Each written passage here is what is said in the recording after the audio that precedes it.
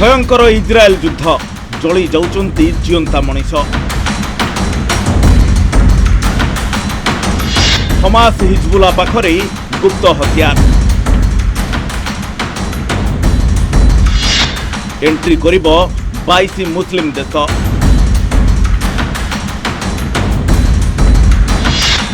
इस्राएल प्रतिज्ञा खत्म हेब हमास।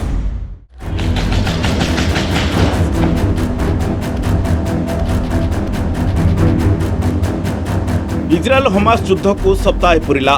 सप्ताह मध्य ये हूँ गाजा स्ट्रिप चित्र। सबकि ध्वस्त विध्वस्त, सबकि धराशायी।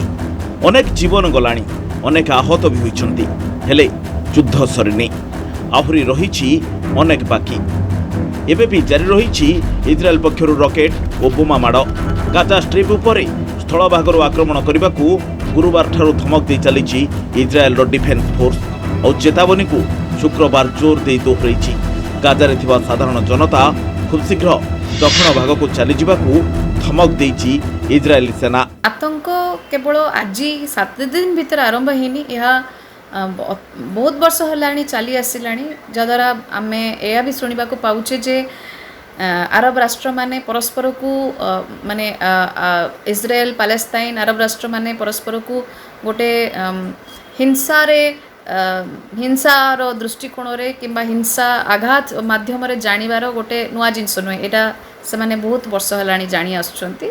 That there are civilians here whom are not our enemy and we do not want to target them. We are asking them to evacuate so that we will be able to continue to strike military targets belonging to Hamas.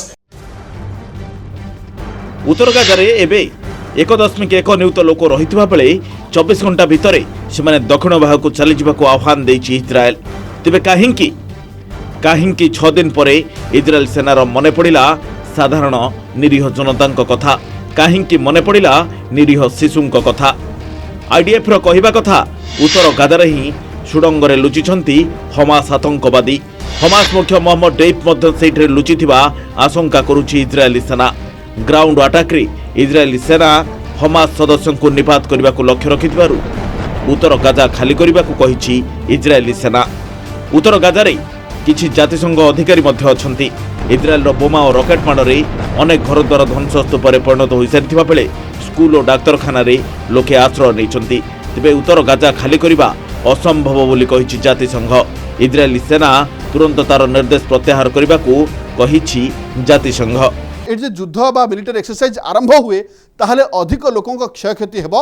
सेथिपाई Israel सेना कहूची जे north Gaza को खाली कर, किंतु Hamas कहूची किसी भय करिवार नाही, आमे अछु, आपण केही खाली करंतु नाही। दार फलस्वरूप आपण देखंतु जे वर्तमान मिलिटरी एक्सरसाइज आरंभ होगा पूर्व आपणकर टिके देखैबाकू चाहिबे जे किभଳି भाबरे वर्तमान आरंभ होईची।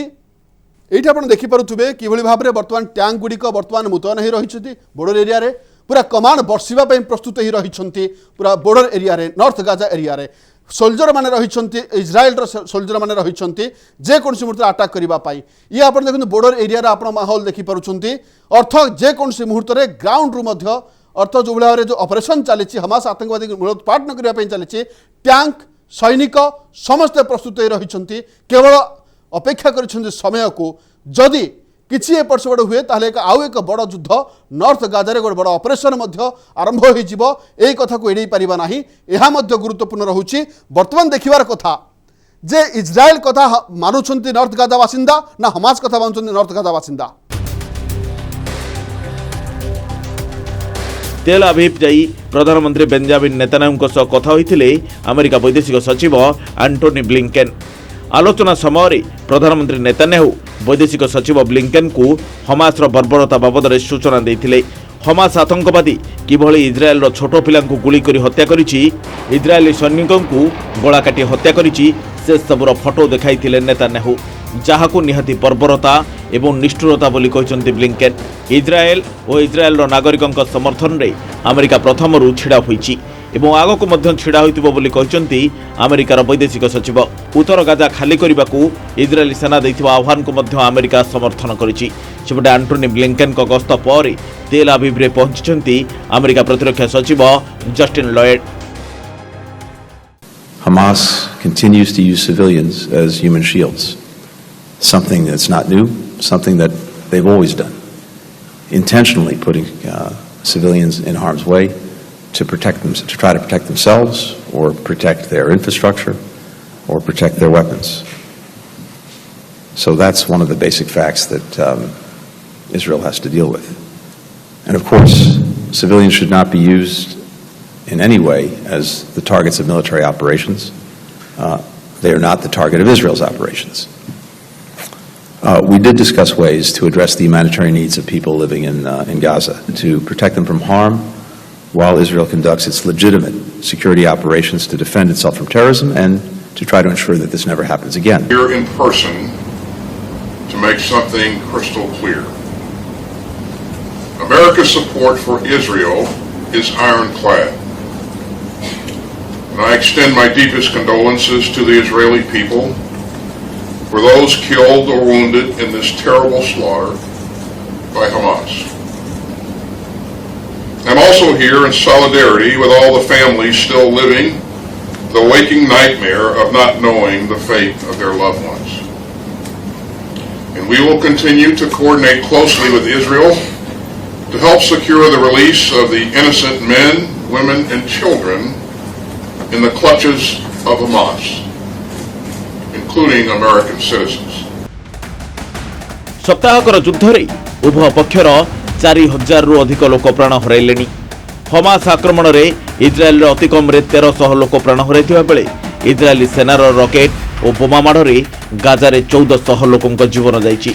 ଇସ୍ରାଏଲ ପରିସର ଭିତରୁ 1,500 ହମାସ ଆତଙ୍କବାଦୀଙ୍କ ମୃତଦେହ ମିଳିଥିବା କହୁଛି ଇସ୍ରାଏଲି ସେନା। ମୃତଙ୍କ ଭିତରେ କିଛି ବିଦେଶୀ ନାଗରିକ ବି ଅଛନ୍ତି। ଆମେରିକାର 27 ଜଣ ନାଗରିକ ପ୍ରାଣ ହରାଇଥିବା ୱାଶିଂଟନ ପକ୍ଷରୁ କୁହାଯାଇଛି। Unfortunately, the number of Israeli casualties has risen again to 1,300 Israeli civilians and soldiers, and more than 3,000 wounded. I'll update the number of Americans that we know have been killed to 27, and the number of unaccounted for stands today at 14. We're obviously doing everything we can to support and inform the families. Now, sadly, 5 more families have now gotten the worst possible news that any family can conceive of getting. And we're going to stay in touch with them as appropriate. Same goes for those family members of those who are unaccounted for. And by unaccounted for, we mean that. We don't know where they are. They don't know where they are. Israel Gaza उपर आक्रमण बंद कले जनक पर जणे अपहृत को हत्या करा जो बोली धमक देउछि हमास। सेपटे अपहृत को मुक्त न कले पानी बिजुली खाद्य पुनः जोगाणर प्रश्न उठू नाही बोली चेतावनी देइछि इस्राएल। इस्राएल भितरे पसी प्राय 1.5 लाख लोकों को हमास सदस्य अपहरण कर नेइछन्ति। इस्राएल गाजा उपर आक्रमण बंद न कले जनक पर जणे अपहृत को हत्या करा जिवो बोली धमक देउछि हमास। सेपटे अपहृत को मुक्ति न कले पानी बिजुली खाद्य और पुनः जोगाणर प्रश्न उठुना बोली धमक दे चली इस्राएल। या भितर किंतु आक्रमण गोटे भी मुहूर्त बंद होगा देखा मिलनी। गाजा स्ट्रिप उपर इस्राएल पक्षर घन घन रकेट और बोमा माड़ जारी रही। एभली परिस्थिति रे इस्राएल रकेट माड़े 13 जन अपहृतर मृत्यु होता हमास। भयंकर मोड़ नेउछि युद्ध हमास को माटी रे मिसाई देबाकू प्रतिज्ञाबद्ध इस्राएल। सेपटे 22टी इस्लामिक राष्ट्र एबे युद्ध मैदान को ओह्लाइबा पई करूछंती चूड़ांत प्रस्तुति। गाजा पर ग्राउंड अटैक करने को इस्राएल सेना फेन्स पोजिशन नेउथुवा बेले चैलेंज हेलेनी अनेक अरब देश। हमास समर्थन में लेबानन हिजबुल्ला बाहरी सारिथिबा बेले गुरुवार सीरियार 2टी विमान बंदर उपरे इस्राएल करिथिला आक्रमण। राजधानी डामास्कस एवं आलेपो विमान बंदर रे रॉकेट माड़ करिथिला। सीरियार 2टी विमान बंदर एबे आउट ऑफ सर्विस। एभली स्थिति रे इस्राएल पई सीरिया होइछि सानी चैलेंज। सेपटे हमास को ईरान अस्त्रशस्त्र जोगाउथुबा नै अभियोग होउछि। जस्टिन लॉयड आसीथिले एवं सेमानकर जो विजिट परे वर्तमान गुरुत्व बढ़ी जाइछि युद्धर इज्राएल रे एवं सेमाने सीधासलख जो वेपनरी सप्लाई करूछंती। एपटे हमास जो गाजारो सीधासलख किडनैप करनउछि आपनकर इज्राएल रे थिबा छोट छोट शिशु कोंतु महिला कोंतु एवं तंग जो बर्बरता जो ब्रुटालिटी देखा जाउछि एथिरे निहाती इज्राएल क्रोधान्वित हवा स्वाभाविक एवं युद्धर परिस्थिति वर्तमान आहुरी भयंकर हवा मध्य आशा करा जाउछि।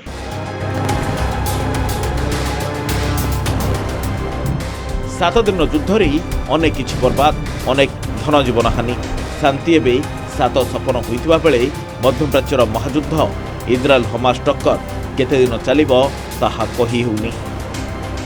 Bureau report, news 18 Odia.